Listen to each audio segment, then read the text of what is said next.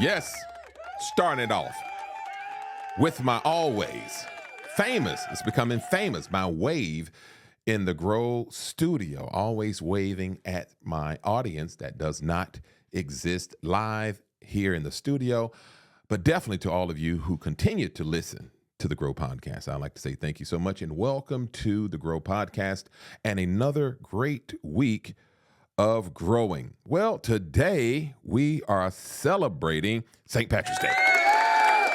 Woo! Yeah. Oh man, we are celebrating St. Patrick's Day, and I'm going to talk about the history of St. Patrick's Day. And let me tell you something.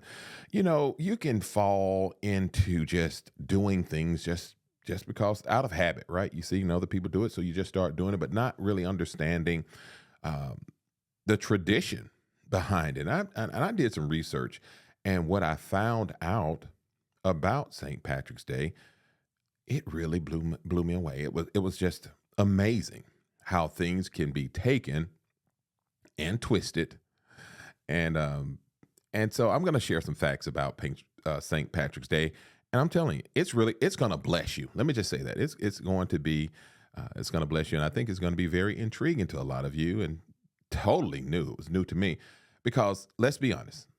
Well, for you all who are listening, be honest with me.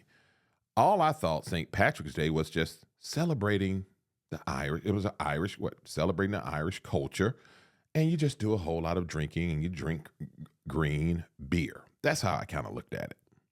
But as I started looking at the history of St. Patrick's Day, I found out that it was actually birthed out of a man who became a Christian. So I'm going to talk about St. Patrick. St. Patrick was born not in Ireland. I mean, of course, you would think it's an Irish holiday. He was born in Ireland, but he was not. St. Patrick was born in Britain in the late 4th or early 5th century, but he was kidnapped at the age of 16 by Irish raiders. And he was in captivity for 6 years. Now, during this time of captivity, he turned to Christianity for strength.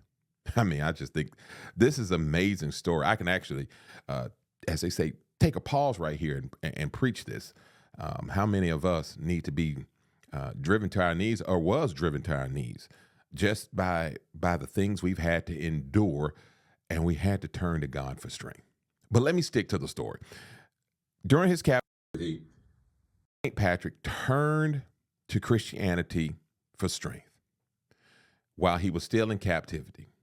Now, during this time, he said he heard the voice of God that led him or gave him the way in which he would later on escape. So he escaped his captives and returned back to Britain. And while he was back in Britain, he studied Christian theology. From his studies, he went on to start spreading the gospel of Christianity. From that, he went on to establish schools and open up churches. And now, from that point, he goes on to be known as St. Patrick.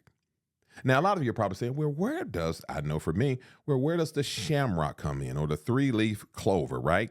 Well, he actually used the three-leaf clover, or famously known as the shamrock, to explain the Holy Trinity about the Father, the Son, and the Holy Spirit. So he actually used this as part of his ministry, and thus that's how the shamrock comes into being part of the celebration of St. Patrick's Day. St. Patrick went on to, he died in Ireland on March 17th, 46 AD. So that's why we celebrate St. Patrick's Day on the 17th of March. And listen to this, and he died in a place called Saul, Ireland. I just find it that, of course, we know about Saul and his name being changed to Paul. I just find the story to be very intriguing to me, that he would end up passing away in Saul, Ireland. And of course, we use the color green to celebrate St. Patrick's Day. But how about this? The original color was blue. But it was later on changed to green because obviously the color of the shamrock and also just the beautiful places there in Ireland, beautiful greenery. So it just kind of fit the culture there and the country. But I have to admit, when I always just looked at St. Patrick's Day after turning my life around as a day for all the drunkards to have a valid reason to get drunk, well, I have to go ahead and say my mind has changed. I think it's okay to have a little communion in honor of brother St. Patrick's. So listen, happy St. Patrick's Day. Man, you know what?